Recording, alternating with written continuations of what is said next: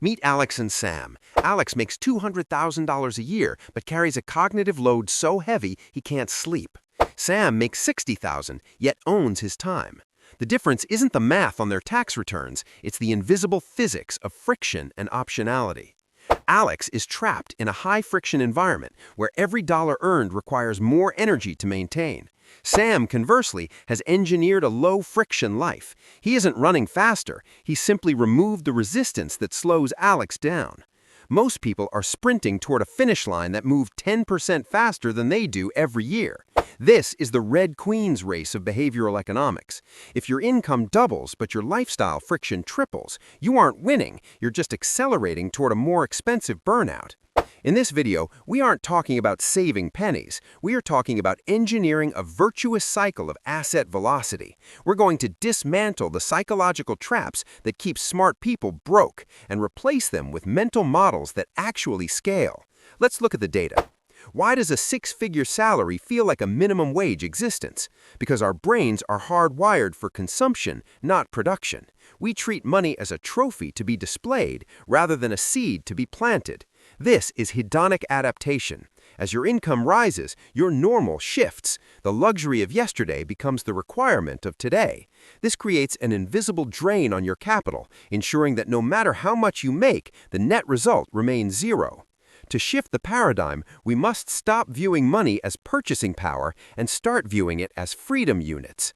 Every dollar spent on a depreciating asset is a soldier you've sent to a war they can't win.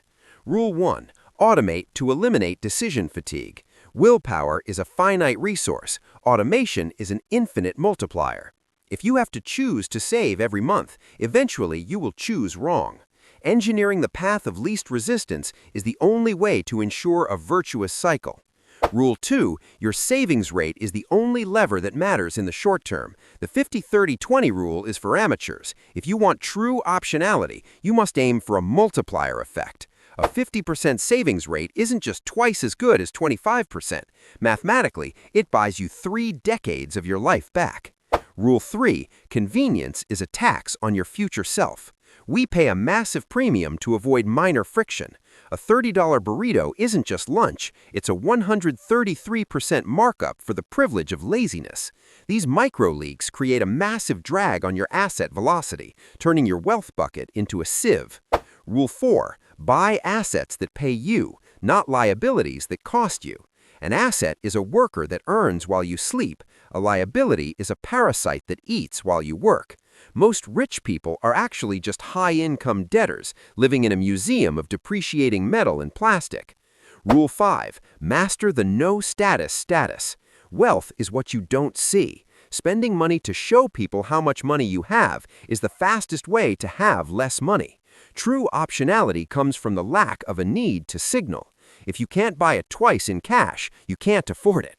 Rule 6. Concentrate to build, diversify to protect. You will never get rich by being 2% in 50 different things. Wealth is built through focused intensity, a business, a skill, a concentrated bet.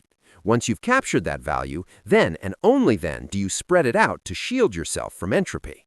Compounding is mathematically back-heavy. For the first decade, it looks like nothing is happening. This is the valley of disappointment.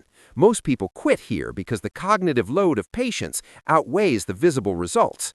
They don't realize that 80% of the growth happens in the final 20% of the time.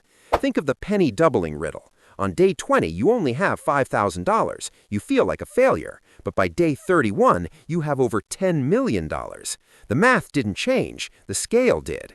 Wealth isn't a linear climb. It's a sudden explosion that requires a decade of silent preparation. The first rule of compounding is to never interrupt it unnecessarily. Every time you cash out to buy a liability or panic sell during a dip, you reset the clock to zero. You aren't losing money, you are losing the most valuable asset you own, time-weighted velocity. Why do we sabotage our compounding? Because spending fills an emotional void. Retail therapy is a hyper-expensive band-aid for career burnout. You get a 30-second dopamine spike, but you are left with a 30-day credit card hangover. The ultimate trap is identity. Society trains you to be a consumer. You must violently rewire your identity to become an owner. Owners don't buy the latest phone, they buy the stock of the company making the phone. That identity shift changes every micro decision you make. Here is your escape plan. This week, audit your friction. Cancel 3 micro leaks. This month, set up an unbreakable automation pipeline to your investment accounts. This year, increase your savings rate by 10% and buy your first income-producing asset. You can continue sprinting on the treadmill to impress people you don't even like. Or you can step off, lower your friction, and buy back your life. The math strongly favors this option. So does your peace of mind. Class dismissed.